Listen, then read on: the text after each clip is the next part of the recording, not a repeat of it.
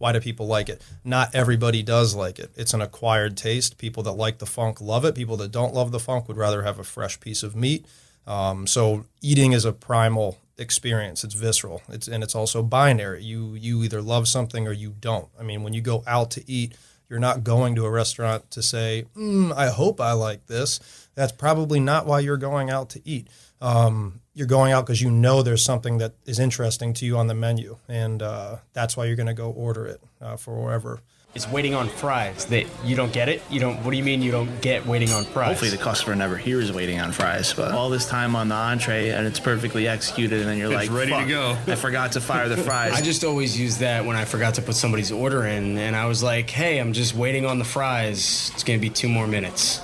Realistically, I come back 10 minutes with the food. Exactly. They just know that their food's not there and the server said they're still waiting on fries. I guess we're just waiting on fries.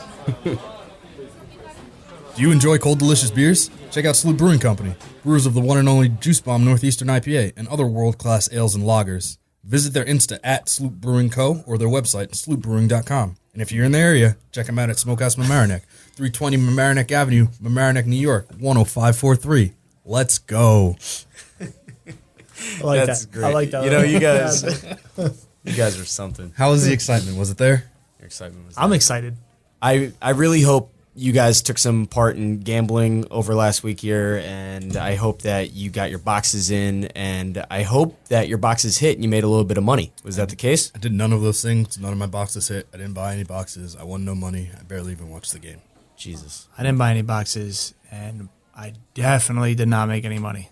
Jesus. What happened? How did you not make money? Well, to relive the worst week I've had professionally, we had a nice small little kitchen fire early Sunday morning that basically shut us down for Super Bowl Sunday.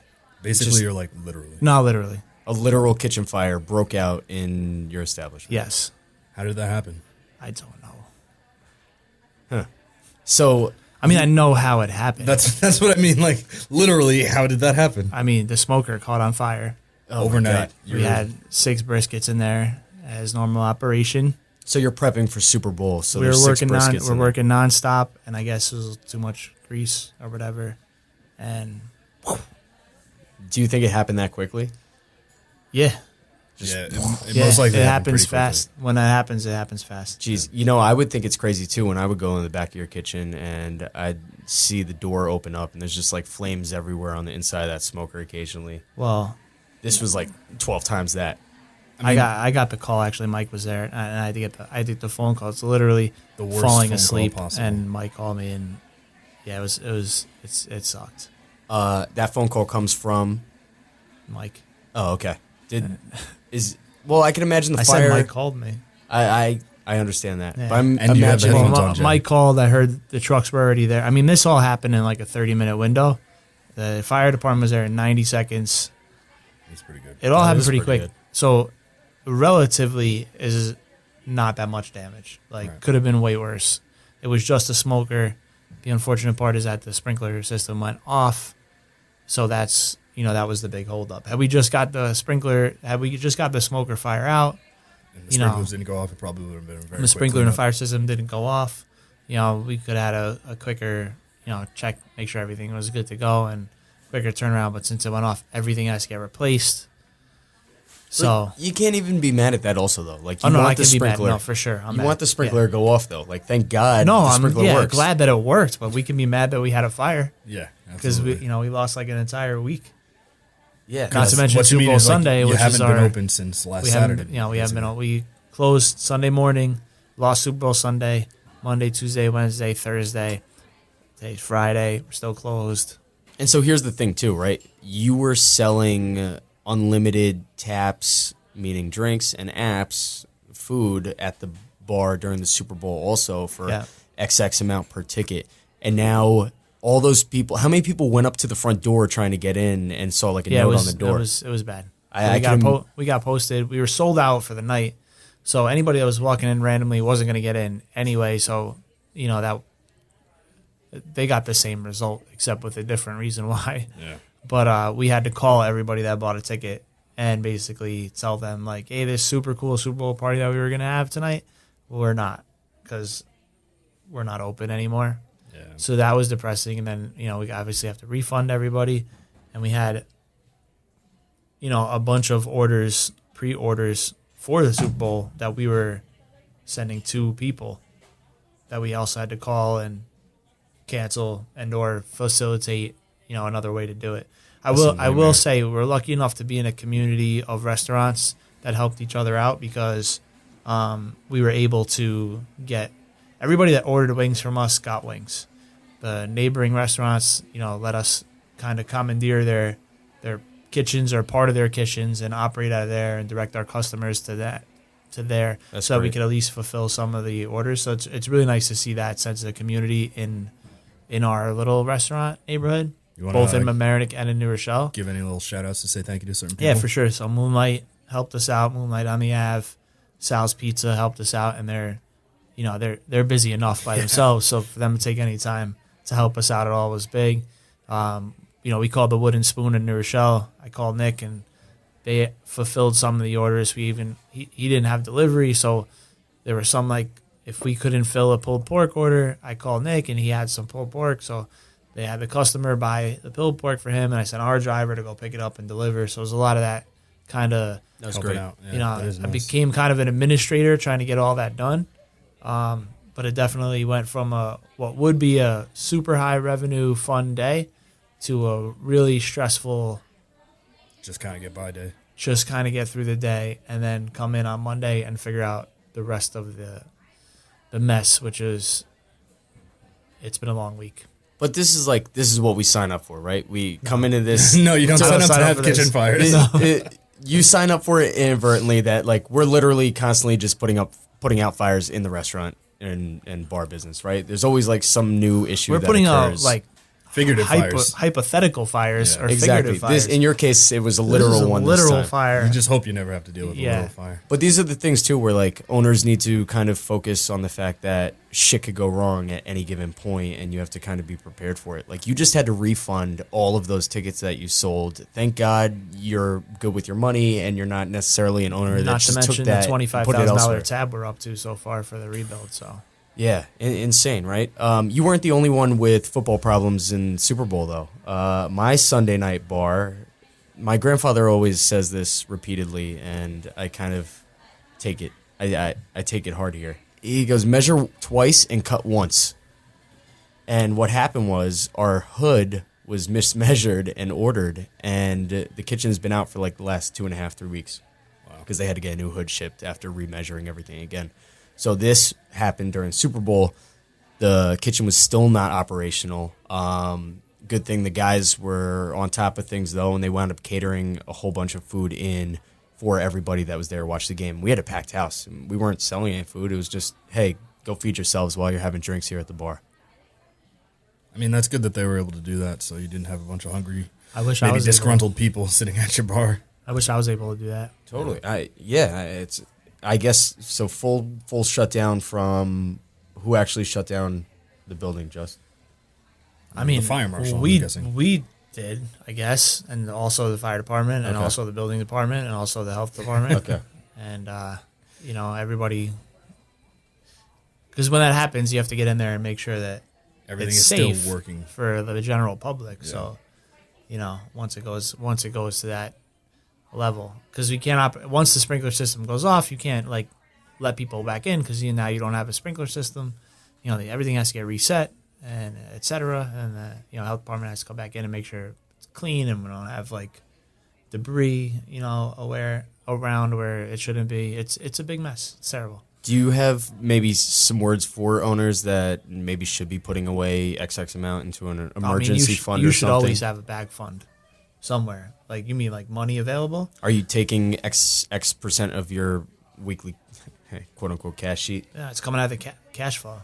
Okay. It's whatever. That's what cash. You should have cash flow built up to cover emergencies, something like that happens. Hopefully, it's not fire. It could be anything. Yeah. Honestly, your fridges could go down, and you could end up, throwing out a bunch of inventory, which is. Well, insurance Almost the covers same. that, though, no? I mean, it. Hopefully, it does, and hopefully, it does for us. You don't know what they're going to come back and say. We'll cover this, we'll cover that. You have a deductible, but that's also not tomorrow. Yeah. So if you got to get this stuff fixed, you got to pay these guys to come in and get your back open, and then we got to wait for the insurance company to pay you back. So if you don't have that, if you don't have a little cash flow for emergencies, then you could be screwed. You could be screwed. We have an interesting guest coming in today, huh? Yes, we do. Speaking about things in the fridge.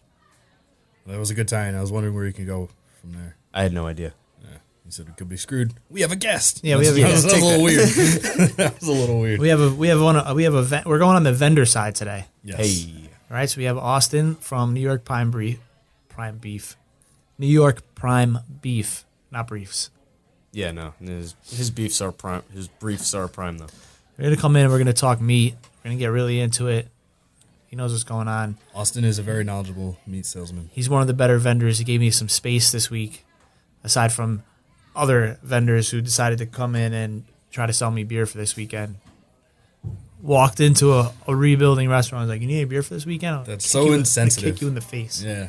And then we got a good Yelp a little bit later, and we got a nice voicemail that was called in of almost a manager gripe, if you will. But we'll get to that in a little bit. Speaking of bad vendors, like this beer rep guy that clearly couldn't read the situation, I got an interesting email / phone call from a Grubhub representative that wanted to offer me the enticing new offers for new Grubhub partners. Well, that's cool. Are you going to become a new Grubhub partner? Well, I'm enticed because I am a Grubhub partner, and I'm wondering what these new guys are getting, and also why that I'm not getting, and that I would like, and also why they can't do a little research before they start cold calling to see that your name and number is already in the database. Yeah, and not calling people that are already like that's just it's lazy. That's just bad business. I have two remarks that maybe could potentially have made this happen, right? You're now going into a new smokehouse location across the street in North Ave. No, but they specifically asked about our current location. Oh, okay. What's your other? My other one is, if you're like anywhere near disorganized in the back end of a CRM, it is ridiculous to keep up with how many clients that you can have in your CRM at some point.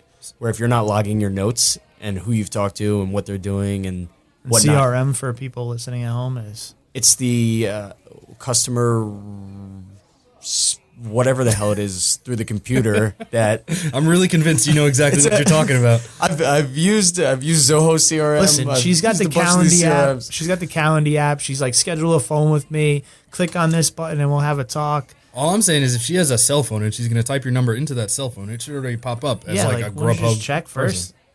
But go on, Jay. Keep arguing for the side of bad sales vendors. I'm just saying, like, I had 150, 200 clients into a CRM I was using and working with, and at some point, if you're not filtering them into the right boxes, like you should maybe be, you go, did I talk to this guy already yet? And your conversation could have been a fantastic one, but you've had 100 conversations since then. So you're literally saying that there's no way for you to check up and see if you have spoken to this guy other than looking in your CRM that you're not properly updating? Yeah, if you're not properly updating. Okay, so that That's just what I'm sounds saying, lazy. like, that might be happening. That just sounds lazy. Lazy or extremely unorganized, And it whichever way you annoys want to the call crap it. out of me. Yeah. Because I get it. I'm like, hey, we've been a partner for a while now. You don't even know? CRM, customer relationship management. So is that just a fancy name for a database? Yes. Thanks, Okay. Google. Thanks, Google. Jay likes to use big fancy words, regardless of if he knows their meaning. Accurate. Brought See? to you by Google. Check out their website, google.com. Let's talk about some good stuff and good meat. Oh. Things we love to eat. Well, I'm What else on a rhymes with vegetable. that? I'm on a vegetable kick after next week, but let's see. Austin, I just can you watched you change eat a our bacon, mind? egg, and cheese. I just watched you do that. That was like 30 minutes ago. I'm some bagel. Anyways, we have Austin in here today from New York Prime Beef. Hey. Gonna talk about some meats. Take us to meat school. Hi, everybody. I work for a company called Vista Food Exchange, and we are a national trading company that specializes in the sourcing, sale, and distribution of perishable commodities. Hey. In layman's terms, what do you mean? We buy and sell trailer loads of commodity product, Meat, which is meat. which is not appropriate for restaurants because nobody wants 40,000 pounds of chicken drumsticks in their cooler. Shit. Depends on your operation, but maybe you do. How much does Candlelight go 40,000 through pounds. Super Bowl? I don't know. To I put don't it thought in we knew. perspective, a case of chicken is 40 pounds. Right. So Okay. 1,000. Yeah, it's a lot of chickens. It's a lot of chicken. Okay, so they buy and sell perishable commodities, and that's not just chicken. That could be milk, eggs. Primarily protein. Okay, so meat for the most part. Correct. So New York Prime Beef is New York Prime Beef is our flagship retail brand, and that is custom cut to order dry aged prime beef that you can contact us and we'll cut any steak you want out of our dry age inventory and ship it to anywhere you want in the U.S. Fresh, not frozen, priority overnight via FedEx. You said aged. Dry aged. Now we see this all the time out in restaurants. This dry aged piece of meat costs way more than all these other pieces of meats. Like, what makes a dry aged piece of meat so much better? So first off, I'll answer your questions in that order. Okay. So first off, what is dry aged meat? So dry aged meat is when we're taking a sub-primal. So that could be varying cuts of the primal rib. So a 109 is a standard rib roast, for example, or a standing rib roast rather. And that is something that we'll put into a commercial dry aging room, and we will let that age for an extended period of time. Most people tend to gravitate towards a 28 to 30-day age. I like funk, so I would rather have double that. There's three main variables that you control when you dry age, and that is temperature, airflow, and humidity.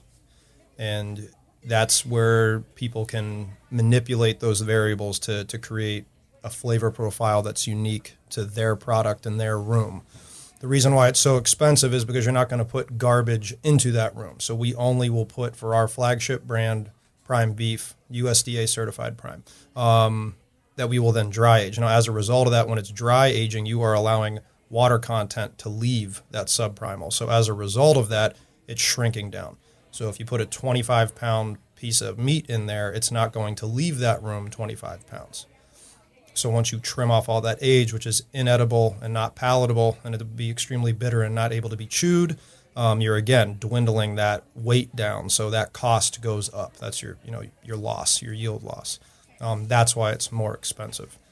And your third question, I cannot remember what it was. That actually makes a lot of sense, I guess, then too. But is in that aging process, is it essentially just, I guess, molding to the outside of the meat, and that's what's getting sliced off? So good bacterial growth is positive because it's allowing enzymes to break down the muscle of the meat, which allows it to be more tender. Which again, by taking that water content out, you're also enhancing the tenderness of that product and flavor profile. So it's a stronger, more pronounced flavor than a standard fresh piece of meat. So too, you say... Oh, and that was what your last question was. Sorry to interject. You asked, why do people like it? Not everybody does like it. It's an acquired taste. People that like the funk love it. People that don't love the funk would rather have a fresh piece of meat. So eating is a primal experience. It's visceral. It's also binary. You either love something or you don't. I mean, when you go out to eat, you're not going to a restaurant to say, I hope I like this. That's probably not why you're going out to eat. You're going out because you know there's something that is interesting to you on the menu, and that's why you're going to go order it for wherever you decide to dine. So at the end of the day, like you go out of your way to eat the things that you like. So that funk though that you referenced a few times though, like how do you explain that funk? What is that funk? I think it's probably kind of hard to explain unless you've actually tasted it. But when you get something that's really, really dry aged, like the 90 to 100 day things, it can be a little bit like, not even a little bit, it is kind of funky, like what he said. Like sometimes people compare it to like blue cheese or something like really pungent like that. So if you get like a what's the word I'm looking for? Like a washed rind French cheese that's really strong, and you let that sit for a while, it gets almost ammoniated. Like that really pungent, intense flavor profile. Like you can achieve that with beef as well. Sometimes you can achieve that just by letting it age for an extremely long period of time, and then other times if you were to decrease airflow or just stack meat closer together so there's less airflow around those subprimals, you will probably achieve that funkier flavor profile in a shorter period of time. Hence 28 days. Is that what's happening then? I don't think they're letting it get that funky at 28 days, right? No, 28 to 30. The only way that I could conceivably get something to taste that funky in 30 days is if I could let something wet age in advance, and then I could put it in the dry aging room, but then if you do that incorrectly, then you've ruined that piece of meat. There's so many crazy key terms, my head's going to explode. Wet aging is... Wet aging is where you cryovac a subprimal bone-in. Cryovac is... Cryovac. Cryovac is when you seal something in a vacuum seal bag. Airtight. Yeah. Okay. Airtight. And you allow it to sit in its juices and age. Gotcha. Yeah. But I feel like there's probably a lot more chance for maybe not good bacterial growth when you do it that way. Yeah, because then again, back to where are you getting the meat from? So if you have meat that's already sitting in juices for a while and it's purging in the bag is a term, which I know you're familiar with that. You run the risk of that meat potentially getting sour. Some people would classify that flavor profile as very mineral, almost metallic. Okay. And I personally think that I more often than not always enjoy dry age. The wet age is hit or miss for me. Now and you were saying that to achieve something here being dry aged, you are essentially controlling the temperature, the airflow, and the humidity of an area. So any one of these variable changes can create a whole different end product result. 100%. Is there like a specific formula that you kind of go to every time for the most part, where you're like, this yields the best result in our opinion? So I would say that we have a formula that we implement. So it would be proprietary to us, as would anybody else's dry age room be proprietary to them. Sure. So what he's saying is these are business secrets that he's not going to reveal. But basically it's all about getting something that works for you. At the end of the day, like if your customers are pleased with more of a clean flavor profile, something that's not as blue cheesy, then if your customers are happy, don't go changing it. That's something it's trial and error at the end of the day. So would adding more humidity and making less airflow make something kind of seem more funky? You'd run the risk of having intense bacterial growth at a faster rate, which could cause your meat to spoil. Okay, so there's fast. Crazy variables in there, and any single one of those, the changes will be completely different. Exactly. So, and to be clear, there's a big... So Anum, if he had his dry aging room at a restaurant, he would be able to take a lot more liberties with how he's aging product and what methods he's implementing to do that. Whereas what we are utilizing is a formula that is not only appropriate for our end product, but it's also something that adheres to our HACCP plan and our SQF and being a USDA facility. So there's certain things that we are not allowed to do that a restaurant could do. So, for example, being able to place subprimals on wood blocks. Okay, some people claim that they achieve a better flavor profile when they use wood in their dry aging room. We legally can't do that in our facility. So that's a very specific example, but an example nonetheless of there are certain factors that we can have fun and play with, and there's others that we can't, just as a result of being a USDA facility. So another one would be... what's the restaurant? Beatrice Inn. So she does her whiskey aged steak. So like that's something I can't do at the moment, just due to our HACCP plan and being a USDA facility. So that's something that a chef can have a blast with and create a really, really unique product that is very specific to their restaurant, to their menu and their cooking application. So whiskey aged. Have you tried that, by the way? I have not had the opportunity. Is that I have had the opportunity to eat some snacks and drink at that establishment, and I had an excellent time. Yeah. What does whiskey age mean? Is that back to the Beatrice cryovac? Inn, Chef Angie Marr, she does a whole lot of like spirit aged meats, and so she'll wrap them in a cloth soaked with whiskey and just age it like that. Cheesecloth. Yeah, she is cool. So we should get her on next. Are people able to take meats from you and then continue the aging process on their own? Technically, they could. So it's not like It's not like it's aged. over, like it's you age it and then it's finished. Yeah. So hypothetically, if a Noom needed, 8 short loins, and he needed them aged to 30 days, and then he wanted us to deliver it to his restaurant, and then he wanted to continue the aging process in a specific way to him, by all means, we can do that. But it's not something guys are typically doing just because. takes more time? Or? Yeah, I mean the whole advantage to utilizing our services as a restaurant for food service is that you don't have to worry about having that storage space. Like I'm not saying you can't get some, a decent aged product out of a walk-in cooler, but it's not the same thing. Just due to the fact that you can't manipulate your environment that is the best environment it can be for meat, because it's not going to be good for your onion and your broccoli and your tomatoes and all that stuff. And you also don't have to wait. And you don't have to wait. We wait for you. So, all right. So dry aged isn't the only product that you have as far as New York prime beef goes. Correct. And yeah, in fact, when we met Austin, he just walked into the bar with a bunch of sausages. Yeah. He didn't even tell us who he was. He just walked in and he was like, "Hey, can I speak to the chef?" And I got out there and he was like, "Hey, taste my sausages. Tell me what you think." And I was like, "All right, guy, it's Friday night and I'm kind of busy right now, so I guess I'll talk to you later." you went and cooked these sausages up at that point? Yeah, or did you throw them in the eventually fridge? we did. We just threw them in the fridge and continued with Friday night service. But eventually we cooked them up and we tasted them. And then he came back and we told him what we thought. I politely pestered Anoom. On a Friday night? He made the mistake of giving me his cell phone. So I'm like, "Did you eat yet? Did you eat yet? Did you eat yet?" But see, so what I was asking him before was that actually part of the long con where you're like, "I'm gonna get this guy's attention by giving him some free food." I think one of the things you gave me was like a Wagyu truffle bratwurst or something like that. And I was like, "Oh yeah, okay, that's cool. I guess I'll talk to you now." Yeah, that was an interesting experiment. Yeah. At the end of the day, like when I backstory, like I learned how to make sausage with my grandfather. So like every Easter, our entire family would get together and make kielbasi. So that I was my grandfather's taste tester, if you will, because I wouldn't get out of the kitchen unless people gave me food. So that was his way to keep me moving, give me samples. So I fell in love making that and learning how to do that. So once I got into the meat business, I just thought, nobody's really tried to make Wagyu sausage. I'll give that a go. And that was kind of a rude awakening as far as experiments are concerned, because working with pork is and beef, two totally different animals, no pun intended.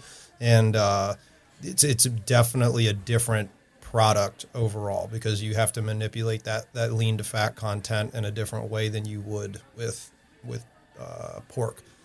So I think we did an experiment with a pure grind and then a grind partial emulsion. So we played around with it a lot. But to answer Anoom's question, and to go along with questions about selling and trying to get accounts as a salesperson, if everybody has a million people walking in saying, "Hey, I want to sell you some stuff," but not many people walk in with something random that they've never seen or eaten before and said, "Hey, I want your feedback on it." So I suppose you could call it the long con, but it has a negative connotation to it. I should have known. But it was one of those things where who can give me better feedback than somebody that is around food, cooking it and eating it and experimenting themselves with their ingredients. I can't ask for a better guinea pig than that. So Anoom was one of my guinea pigs amongst others, and that feedback was invaluable. It was.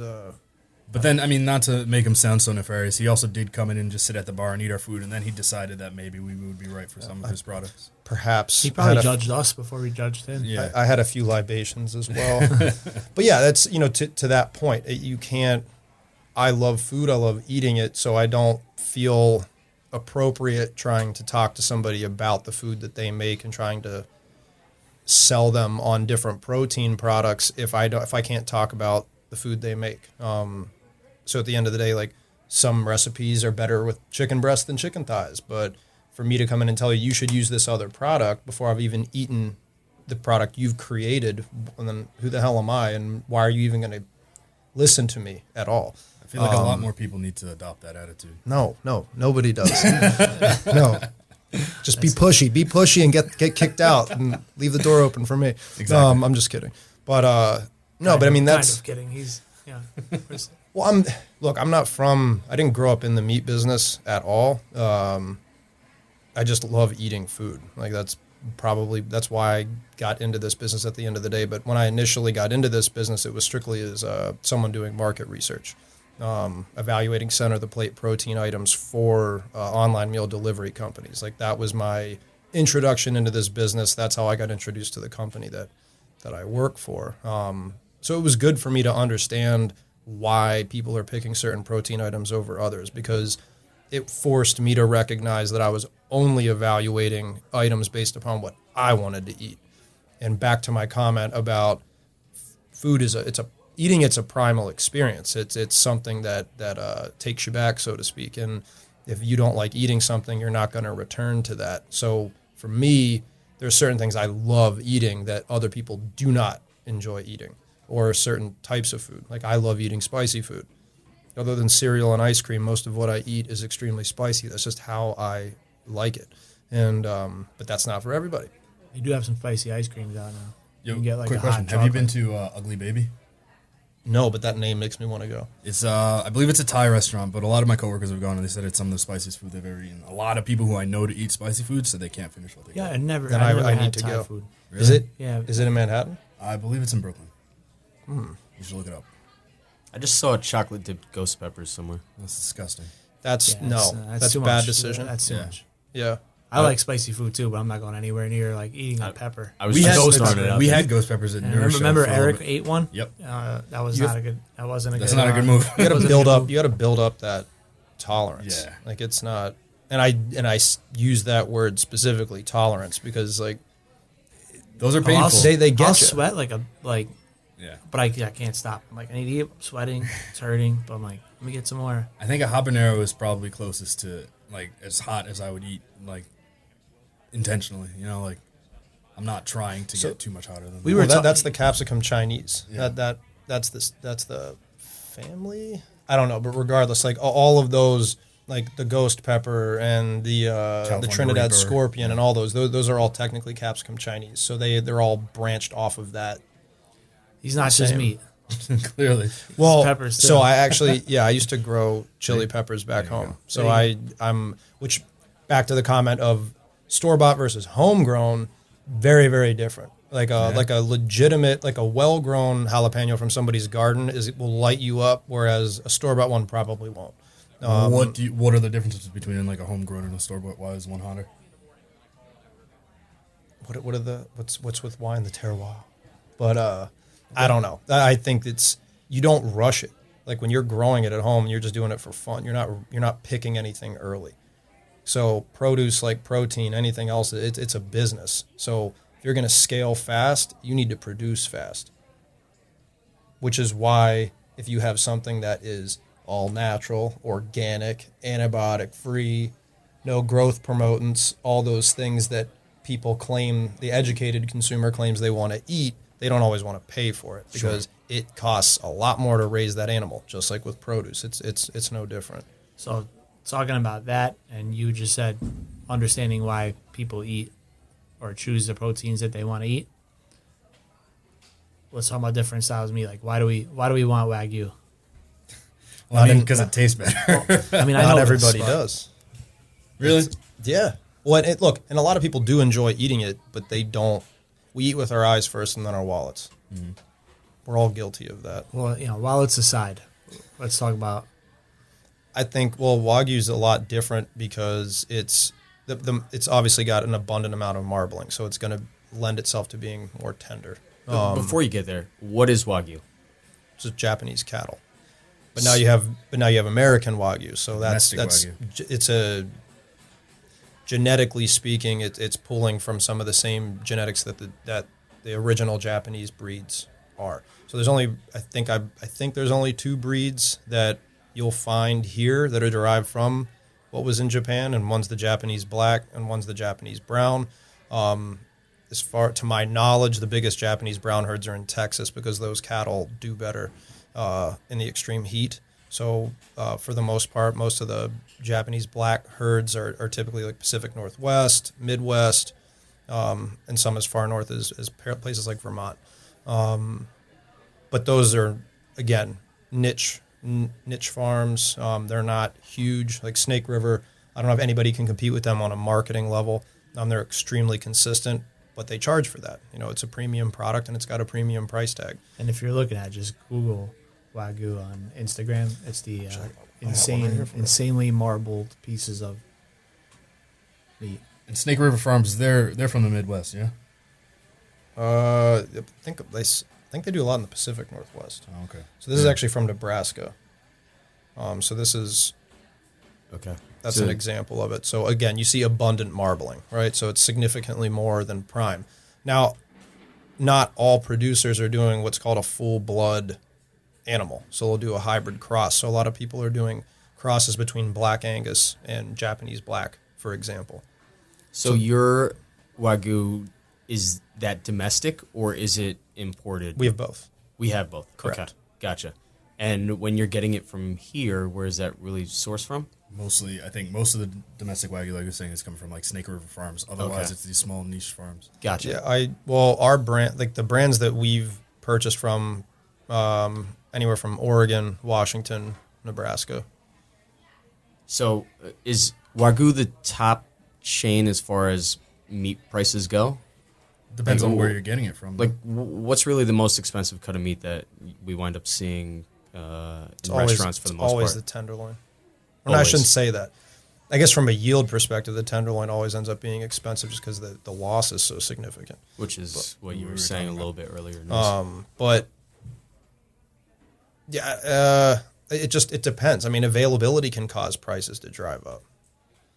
I mean, it's years ago, like everybody wanted ground chuck for burgers, but now chuck rolls, when they're sliced thin for things like shabu shabu, they're fantastic. But that's where a lot of that product's going, or it's getting exported to Asian markets. So that cost gets driven up, and then therefore people like us necessarily won't even be able to acquire it. And if we do acquire it, it will not be at a price that was as favorable as it once was. And that leads me into something too, and I don't know how correct this is, as I've learned through time that my grandmother has told me a couple fables. But she said that skirt steak once was like, it was not desirable. Like people weren't looking for that cut whatsoever. And she said it was cheap as hell. And now she looks at the prices and she goes, how is this in such demand? Why are the prices skyrocketed so much over time? And does that go back to just demand and trends? Exactly. I think it's mostly demand and trends. Like lobster was one of those that was also always thought of as like a garbage cut, and then all of a sudden people love to eat lobster. But I mean, you could talk more about the skirt steak stuff. A lot of it comes in the restaurant too. Is you look for gems where you can find Value? a price that's lower and present it in a way that's desirable, because obviously that's like better for us. educating your customers on a lesser known product that you can get for a good price and Yeah. transform it into something that people enjoy. So what's the difference between like a skirt steak and a flat meat? They're coming from different parts of the animal. And considerably different price, but sort of similar in cut and texture? No. Not at all. Well, Because skirt steak will still, it will be a steak. You can do that as a center of the plate protein item. Flat meat, you're not going to, like, the name alone, I challenge you to offer that to your customers. it doesn't Say, sound sexy. I Challenge get it. accepted. I'll Those do are it. special flat meats. You know? I mean, look, prepared right. It Flat eats, meat special it next eats, weekend. It eats incredibly well when it's done right. But like, there's a lot, and again, like, how are you cooking it? Like, the cooking application's a big thing.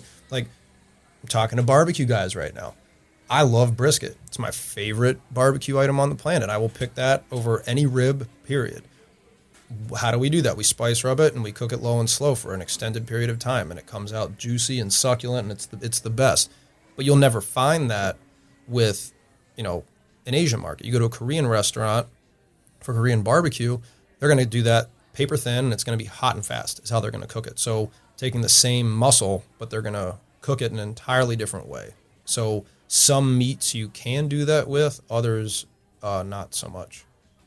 You speak a lot about Asian markets, and I know when I was at Smokehouse dealing with you, you'd oftentimes come in with like an advertisement, or not an advertisement, but talking about like a pork belly that you had fabricated for an Asian market. What is the actual difference between the way, I guess, our American markets and the Asian markets want their food, and like how do you deal with that? How do you deal with those differences? So you're talking about the single rib belly where Yeah. they leave the finger meat attached. I like that. Visually, that just excites me because it was different from the pork bellies I grew up eating. But they, it's extra meat on there. So again, like, think about, an American eatery. Like, people love St. Louis ribs. But if you are a fan of the pork belly, the St. Louis ribs are a waste to you. You'd rather keep that meat attached to the pork belly. So I guess generally speaking, that would be one way that it would be created like that. the pork belly, the reason why I was bringing that up to you, going back to when you were at Smokehouse, was because I was presented with that product from our Wagyu supplier, who will sell to the Japanese, Chinese, and Korean restaurants, and that was an item that he had that just ate exceptionally well. And it was different from the commodity pork belly. Oh, it was very different from the commodity pork that's primarily why I was offering that, just to be different at the end of the day. Gotcha. And sometimes that works, sometimes it doesn't. And that's when it comes down to dollars and cents. So, if you really like it and it's different and you enjoy it, but it's $2 more a pound, you're gonna be like, no. Because if you can achieve the same result and save yourself the money at the end of the day, like that's the difference between profit and loss, right? Yeah. So, and that's the side of the business that you and I both understand, but from two totally different perspectives. Absolutely. So, I think about yield loss when the meat's still raw. We think about it after it's cooked. Exactly, for sure. which is even more significant at times. Hey, do you want to continue Meat School with Austin from New York Prime Beef? The rest of the interview will be posted in a few. In the meantime, click the follow button so you'll catch it when it's live. Until then, let's jump over to the courtroom to figure out who's breaking the laws now. Right about now, Waiting on Fries court is in full effect. Judge J residing in the case of Waiting on Fries against the Yelp Reviewers of America. Prosecuting attorneys are Anu Bandel and Justin Zato. Order! This week's Yelp review is actually a customer gripe dealing with the quality of the food they received at their last visit. Review goes as follows. My wife ordered the gluten-free margarita pizza for $23. Oh, jeez. Do we have to keep reading it, or is that... Unfortunately, we do. Okay. There were only a handful of other tables occupied. The food took 15 minutes to arrive, suggesting the chef was busy whipping up something delicious for us. Sadly, the pizza was abominable. Served on a foiled dish, management admitted that it was a frozen pie. It might have been bearable if it had been fully cooked and the crust... It might have been bearable if it had been fully cooked, but the crust was still soggy, and the small patches of mozzarella had barely melted.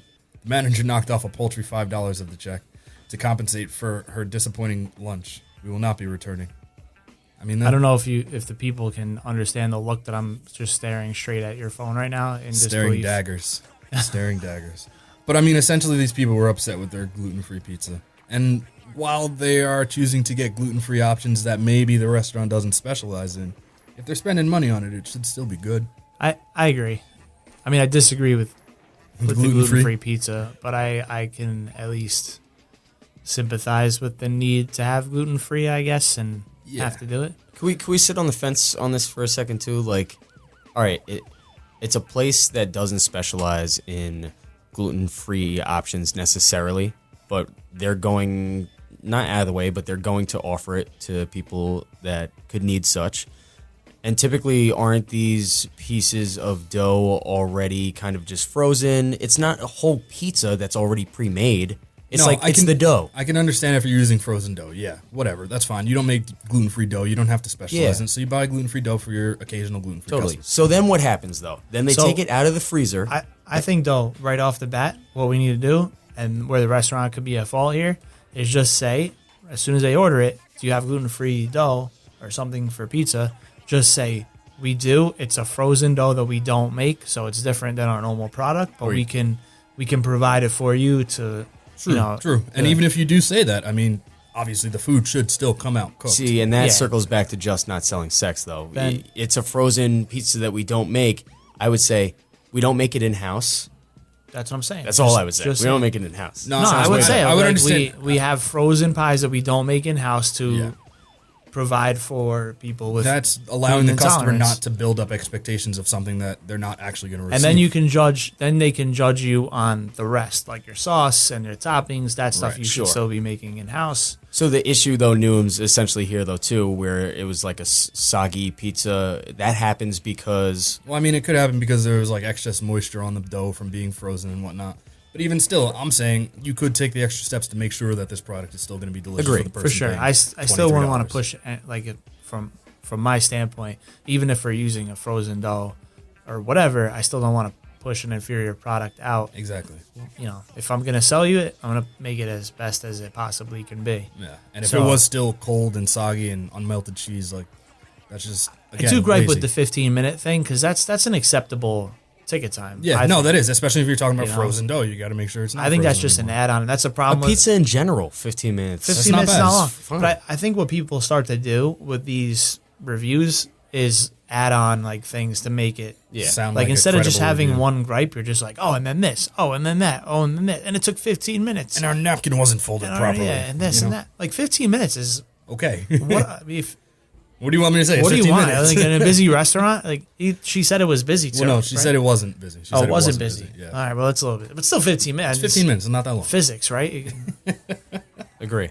Totally agree. Does water soak into grits in your kitchen faster than any other? That takes me back to, I forget, That was my cousin Vinny J. I know. I don't know if you picked that up or not. I know. long, I thought long that's time where he was ago, going. long time ago in Neuro, I was working in the kitchen. Dan was working up front. This guy comes in and orders a well-done burger. This is like, when we were open till like 2 in the morning, like long time ago. And so the ticket goes in the kitchen. I put the burger on the grill, start cooking it. The guy goes to Dan. Maybe 2 or 3 minutes later, he goes, "Yo, boss, you think you could get him to speed that up for me a little bit?" And Dan's answer was so fucking perfect, man. I'll never forget. He goes, "Yeah, man, let me just change the laws of physics. I'll get that done faster." But yeah, shout out to Dan for being quick with it. Want to check that voicemail? Yeah, man, we should probably check our voice. Just, you're never concerned about the voicemail. It must be good. Hey, you've reached Waiting on Fries. Send us your voicemail. You have one new message. Hey guys, I've been managing for the last 3 years. Just recently though, my pub shut down. They were amazing though, they paid us out appropriately. They also offered to help place us in another restaurant. And nicely enough, they put me in an up-and-coming bar.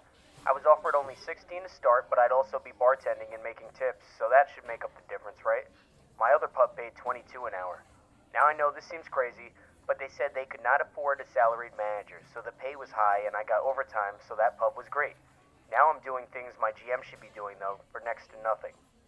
Long story short, I got sent away for more management training with this new bar, and they said when I come back, I'll be salaried and have the proper title I deserve.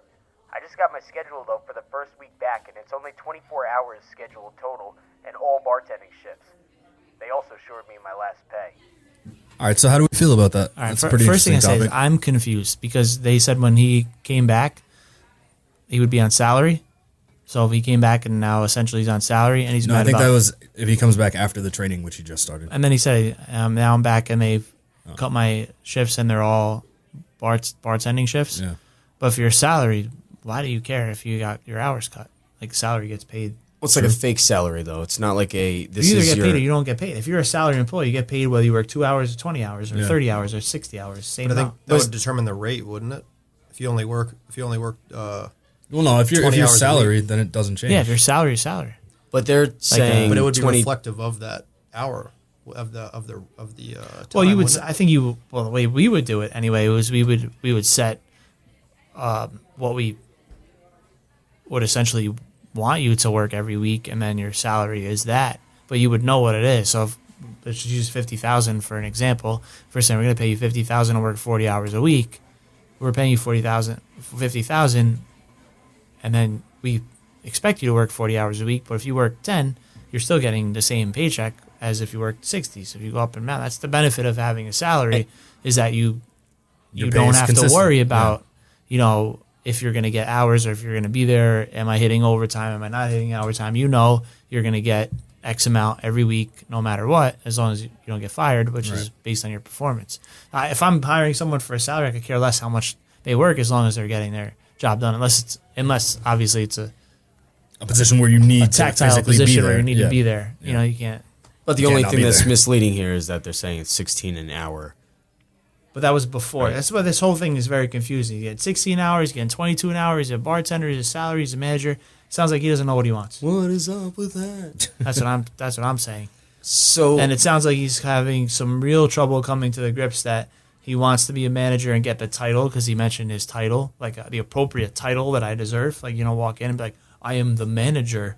Like, who cares? in the bar and pub environment, though, we see this all the time where someone gets, I'm throwing my fingers up in quotes, promoted to management, and that little bait and swizzle stick that comes in is, hey, we're going to give you this title. Usually it's somebody that wants to feel entitled and needs this title, like Which is the wrong person to give the title back. For that sure. Yeah, totally. And right there as your first and mistake. with that, Yeah. though, to compensate for not really paying them much more money to do a lot more work, they go, hey, champ, we're going to give you 2 bar shifts also so you can make up a little bit more money. And that's not really a way to go in my eyes. If you're going to become a piece of the system and fix things, it then hits me the same. I mean, you're saying bait and swizzle, which I assume is slang for bait and switch on a job. I'm a position. bartender. I'm just kidding. What do you I want? knew that. I'm just kidding. I knew that. But it's not bait and switch. It's just it's really not. You can afford to pay your managers one amount of money. You can afford to pay your bartenders another amount of money. It sounds like our bartender friend here wants to have a title but doesn't want to be that title because management doesn't make what the bartenders make. The bartenders make more than managers because that's the weird effed up situation we're in the restaurant where the people that work hard make less.